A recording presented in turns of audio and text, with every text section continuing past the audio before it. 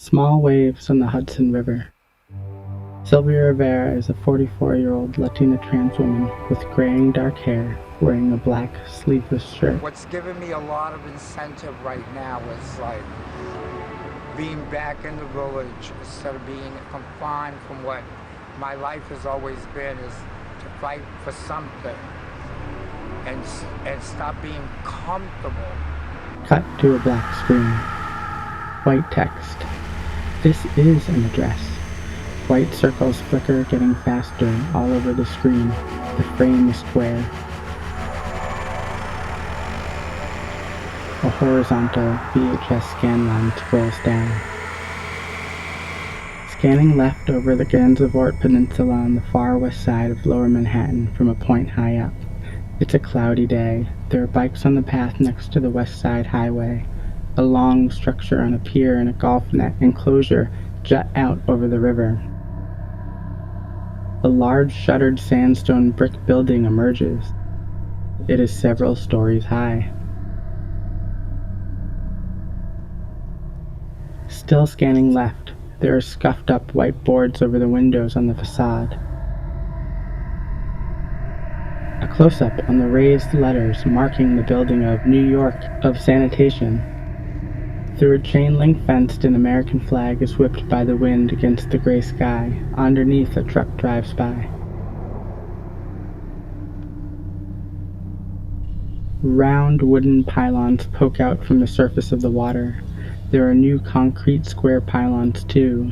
The new pylons extend out into the Hudson River and are spaced as if they will support a new pier.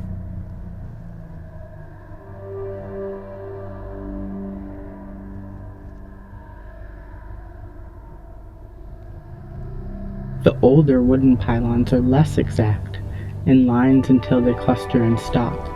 Fade to an encampment on the waterfront. Plants grow where the asphalt splits. There is a shopping cart, lean-to houses in the distance. Concrete highway dividers mark the separation from the sandstone sanitation building. Someone is sweeping outside. We built all these houses. Tarps, pallets, and furniture form shelters. A barbecue, a white fence, an American flag. Sylvia smokes a cigarette. This is the gay community of the homeless people. Another view of the houses and a pier. Someone finishes sweeping. A kitten is just outside the curtain door Sylvia pulls back. Someone is napping on the bed. There's a chest of drawers and fabrics covering the walls. This is my little segment of the house, which, very decor, we haven't filmed cute, You knew Marsh for a long time as well as I did. I got my little candles burning in the corner for the saints. You ever spent a winter like out of doors in an environment like this? I spent winters with Marsha and some of the other drag queens many years ago before Star House. And during the beginning of Star House, out in the street, but they didn't have homeless encampments in those days. We didn't. We slept in hallways, or either Marsh or I had a hotel room where we snuck everybody in. Now, does this belong to the city? The property belongs to the city. It does. Brick building marked the City of New York Department of Sanitation. The end of my house is the dividing line between that world and our world. Behind the building, a ferry leaves a small wake. Two white men. Randy Wicker interviews John outside the encampment. We've been homeless for the most part of 8 years. My lover has AIDS dementia. He's getting to the very serious stage now, the last stage. I was diagnosed in 1985, and so was he when they called it HTLV-3, not HIV. We're still alive. So have you gone to places like GMHC? Yeah, they've turned me down. On what basis? Times I walked in and I said, I'm homeless, I have AIDS, and I need assistance, and they would say, there is no services available for you here. Black. They said you had to have an address. I said, well, I have. It just doesn't have a number. The sanitation building is being torn down. The demolition equipment casts a shadow on the brick that looks like a mouth. A helicopter is in a cloudless sky. It hurts to see that people are not being helped. I may spend the winter out here for the simple fact that if I can't see them off the street, why should I go get shelter for myself? I have to prove a point as a Stonewall veteran. But hurting yourself doesn't do us no good. The exposed metal frame of the building is shaking and rubble rains down. A crane arm wrestles with the building as water sprays. A sheet of black rubber is torn loose and falls in a slow motion.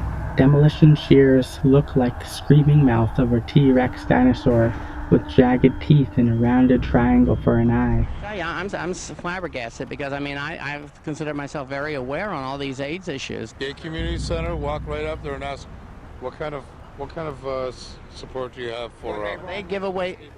Well, they give right down. The shears pull bricks off a ledge.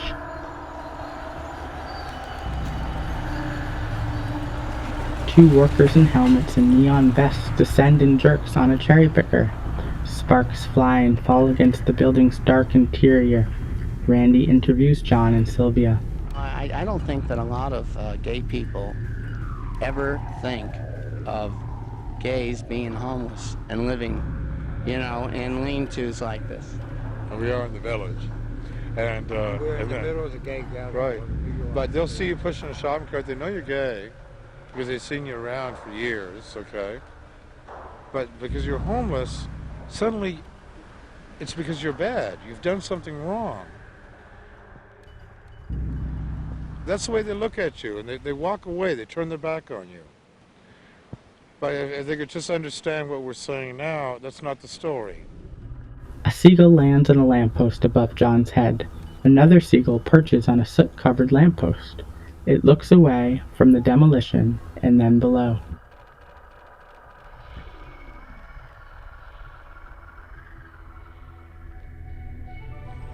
There's always someone here watching someone else's camp. We always have that agreement. A seagull paddles in the river. A brown feathered duck bobs on the surface. Water dribbles from its mouth as it picks up food. We share amongst ourselves. A second duck floats in and out of frame. The two ducks move together.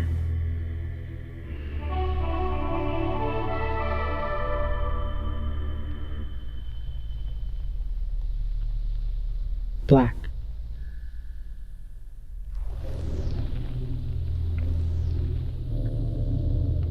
A white sign on a lamppost with a thin black W. Behind, the faint outline on the brick building where its letters used to be.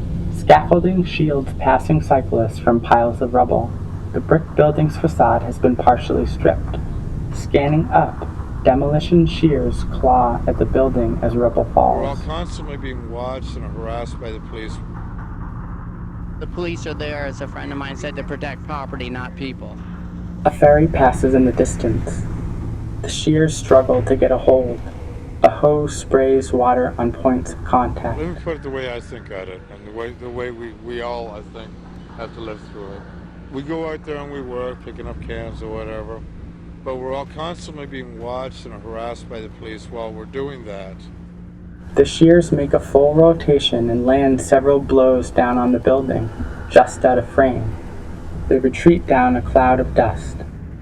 The next day, you have the homeless police coming through here going, well, we care about you, and we're, hey, give me a break. Make up your mind. You said the homeless police? Yes, it's a homeless outreach unit. It's a form of harassment. They might not be kicking you out or whatever, but just the intimidation is a form of harassment, for a homeless person. In the reflection of a window, the demolition is layered with the highway traffic. The tip of a demolition hammer punctures the floor. Dust and smoke rise. The shears get a strong grip on a brick exterior and rubble falls away. The crane neck has draping wires that sway with movement. The shear clamps onto the building's stripped metal frame, which gives and starts toppling onto the crane arm that leans into a lurch. The crane base rotates and moves a piece of metal, then moves a rod with pieces hanging off both ends like a mobile. You know, they're threatening to have us kicked out at any time now. Who's they? Well, we're not sure exactly who they is. We believe it's the city, but the signs up there say the Hudson Conservancy, because they're planning on kicking us out. Today? They Was were that here who they this were? morning. There were suits See, I don't know. and they were pointing and whatnot. Where would you go? I mean, is there an option where you... Well, we'd be sleeping on a bench step somewhere. A torch cuts through a piece of metal, sending sparks flying off its flaming blue point of contact.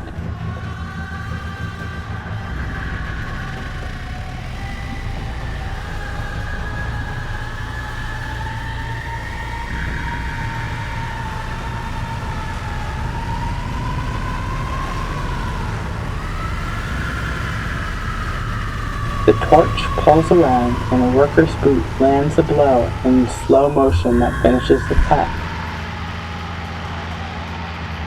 The severed beam bounces and smokes.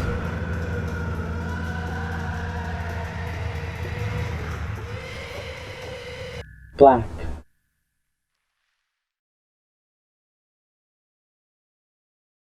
Jagged wooden pylons scatter the undulating river.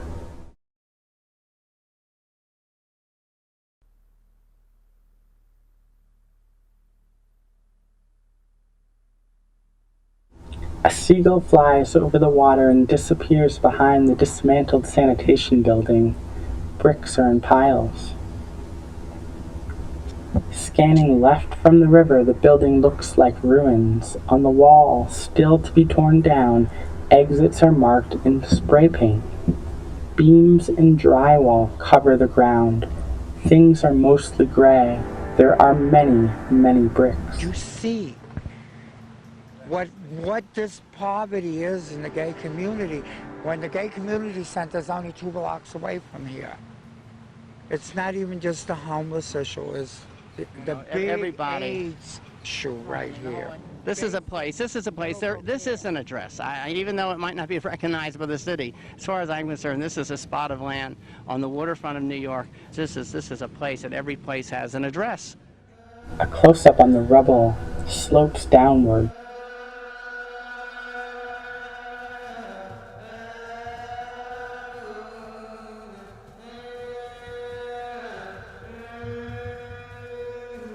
An intact chunk of brick wall is nestled among rubble. Pieces of concrete are trapped in wire mesh and hang by metal threads on the skeleton of the building. VHS scan lines flicker. Things are still now, except for scraps caught by the wind. A piece of metal swings like a pendulum. Through chain link, light moves over the ragged, hollowed-out building. The crane sits motionless. A seagull does a boomerang loop.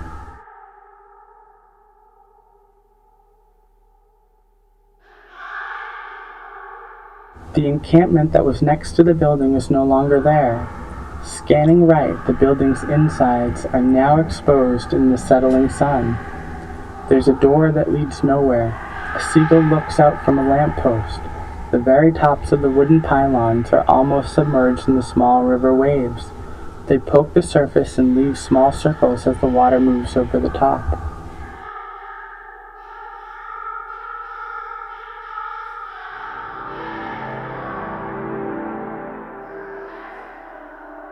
Black.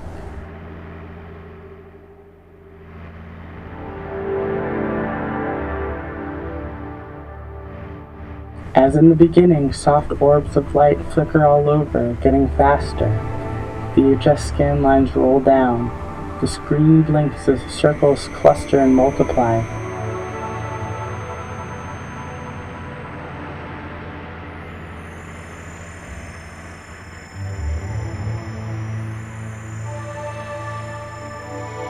They shrink until it's clear this was the surface of the river coming into focus. The waves are dark with specks of reflected white light. As I look at the river a lot of times, and Marsha gives me a lot of strength, is that I got to keep fighting for somebody. Because Marsha was a fighter, we were both fighters, and I am a survivor. Marsha's not here to survive with me. Marsha unfortunately she passed on, but she's with me in spirit, and she gives me a lot of hope every time I look at that damn river and I sit there and meditate on the river.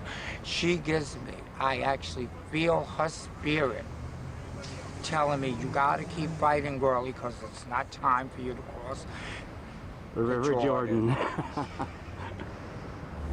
Sylvia points toward the water. She doesn't blink. Part of me went with her because one of our pacts was that we would always cross the River Jordan together. And to me, this is the River Jordan, the Hudson River. Scanning out over the glittering white tips of the River Jordan, wooden pylons stick out from the water. The river stretches out beyond.